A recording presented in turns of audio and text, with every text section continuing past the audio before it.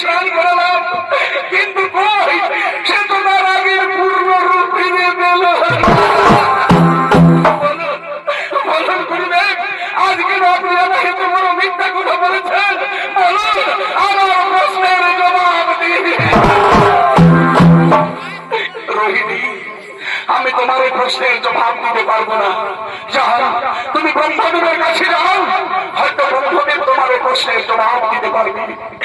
কোথায় কোথায় সৃষ্টিকর্তা ব্রহ্মদেব, কোথায়? বলুন বলুন প্রভু, আমার স্বামীকে সৌন্দর্যের জলে স্নান করানোর পরেও কেন সে তার আগেকার পূর্ণ রূপ ফিরে পেল? রোহিণী, তুমি শান্ত হও। রোহিণী, তুমি শান্ত হও। তোমার স্বামী তার আগেকার পূর্ণ রূপ অবশ্যই ফিরে পাবে, তবে আজ বা একটুদিন নয়।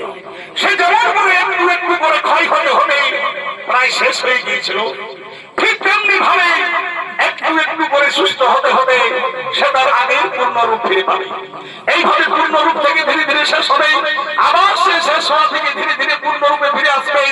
তার এই অবস্থা আজ থেকে মাসের পর মাস, বছরের পর বছর, এমনকি যুগের পর যুগ তার চক্রাকারে চলতেই থাকবে।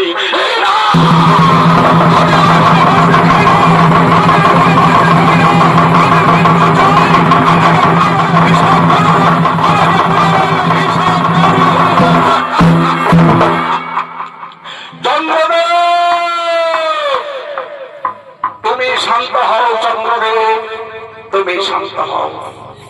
এ তো তোমার অভিশাপ নয়, এ হলো ভাগ্যের পরিহাস, নিয়তির খেলা।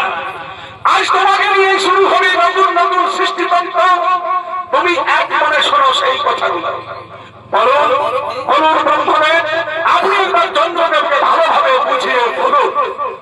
শোনো শোনো চন্দ্রদেব, তুমি দেবগুরু বৃহস্পতির অভিশাপে একটু একটু ক্ষয় হতে হতে প্রায় একেবারে শেষ হয়ে গিয়েছিল।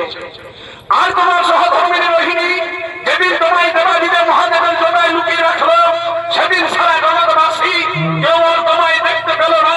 সারা রাত্রিটা ঘোর অন্ধকারে ঢেকে রইল। সেদিন এক নতুন তিথির সৃষ্টি হলো, যার নাম হলো অমাবস্যা। তারপর তোমায় সংতীর্থে স্নান করাবার পরে তুমি একটু একটু করে সুস্থ হতে শুরু করলে।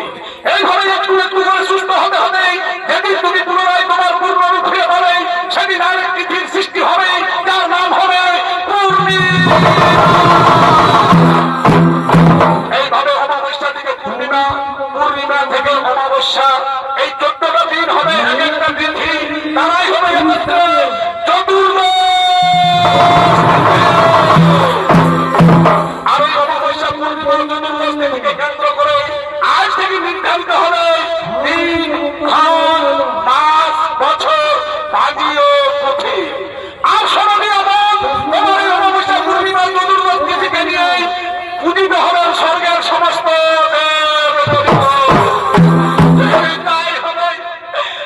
তাই হবে প্রভু।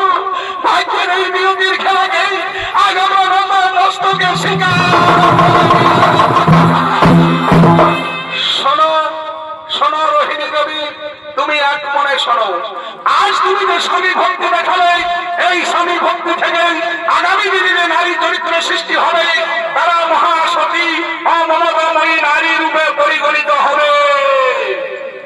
আর হে দেবী তারা, বলি হে দেবী তারা, তোমার এই স্বামী সঙ্গ পরিত্যাগ করা থেকে আগামী দিনে যে নারী চরিত্র সৃষ্টি হবে, তারা রসতী অলঙ্কিনী নামে যুগে যুগে আখ্যা পাবে। আজ থেকে জগতের মানুষ অমাবস্যা পূর্ণিমা ও চতুর্দশ তিথিকে সঙ্গী করে কাটাবে তাদের সমস্ত জীবন।